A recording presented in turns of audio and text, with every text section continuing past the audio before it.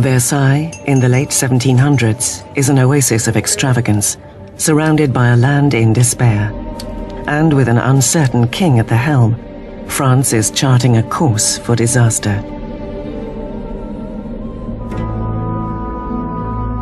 After 19 years of marriage, Louis has sired 4 children. Yet as a king, he remains impotent. As the financial crisis escalates, all the king can do is hire and fire a succession of ministers, none of whom have the answers. By ancient privilege, the nobility and clergy are exempt from taxation. And so as taxes rise to cover the government's mounting debt repayments, the burden falls heavily upon the poorest. To add to their misery, freakish weather arrives to decimate the harvest. If ever God intervened to make a situation worse, the summer of 1788 and the spring of 1789 is a moment when that happens. By the summer of 1788, you already have a burgeoning political crisis, and it's developing against a background of very serious food shortage.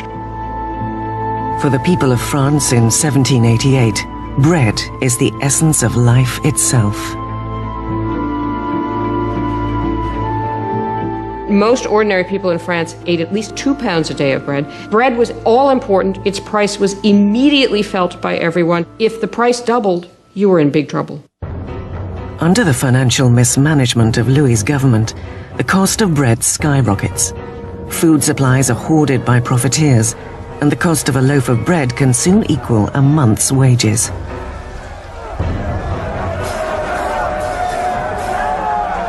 Hunger turns to rage. Bread riots break out across France.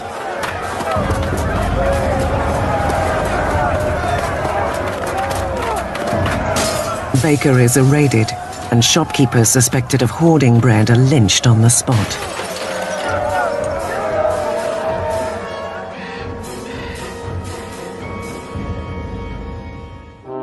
With the economy in shambles, Louis is forced to appoint Jacques Necker as his finance minister.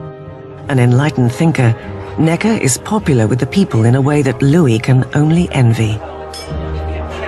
Jacques Necker was undoubtedly the most popular minister throughout the spring of '89 because he's taken the line publicly in his writings that the government's duty is to make sure that there is enough bread and grain for everybody.